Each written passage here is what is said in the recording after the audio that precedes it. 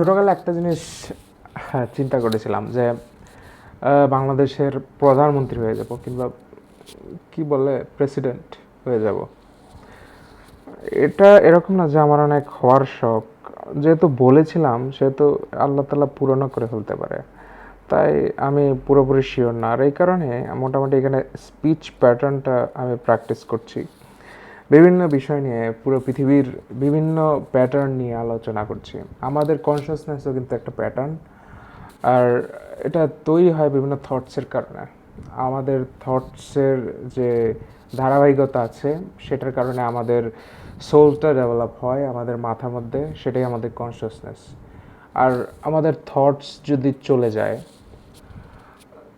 The identity of thoughts, আমরা যেই আইডেন্টিটির মাধ্যমে আমাদের থটসগুলোকে আমাদের মাথার মধ্যে অ্যাবজর্ব করি, সেই আইডেন্টিটিটা যদি নিষ্ক্রিয় হয়ে যায় তাহলে আমরা মারা যাই। এটা হচ্ছে স্পিরিচুয়ালি। কিন্তু মেডিকেলে হচ্ছে অন্য জিনিস।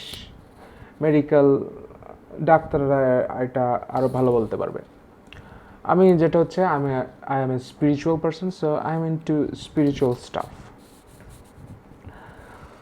সবসময় যেটা চিন্তা করেছি মোটামুটি সেটা হওয়ার জন্য আল্লাহ তালা আমাকে অনেকটা বসিয়ে দেয় যে তুমি এখানে ওয়েট করো, আমি পুরো পৃথিবীকে শিফট করতেছি, আর এই শিফটের কারণে তোমার ওই ইচ্ছাটা পূরণ হবে।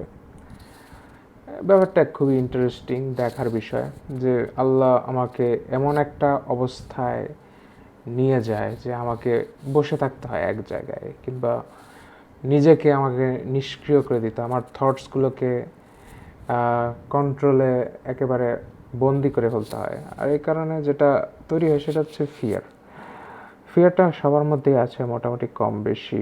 যে মানুষ তো নিজের ঘরেই এক ঘর থেকে আরেক ঘরে যেতে ফিয়ারের ফাঁদে পড়ে। তাদের সম্ভবত কিছু চেপে ধরে, তারা অনেকে বলে যে জিনে ধরছে, কিন্তু ব্যাপারটা হচ্ছে সেটা হচ্ছে এটা এভরিথিং ইজ ইমোশনস। মানুষের এই জিন টিন যা কিছু আছে এগুলো সব হচ্ছে মানুষের মাথার ভেতর, দে আর ইমোশনস। আর ইমোশনসকে কন্ট্রোল করার জন্য সবচেয়ে বেটার যেটা, সেটা হচ্ছে ফ্রিকোয়েন্সি প্র্যাকটিস করা, যেটা এনশিয়েন্ট নলেজ। যদি তুমি তোমার ইমোশনকে নিয়ন্ত্রণে রাখতে চাও তাহলে ইউ হ্যাভ টু হাম। সংস্কৃত মানে হিন্দুবাদীরা যারা যেটা করে সেটা হচ্ছে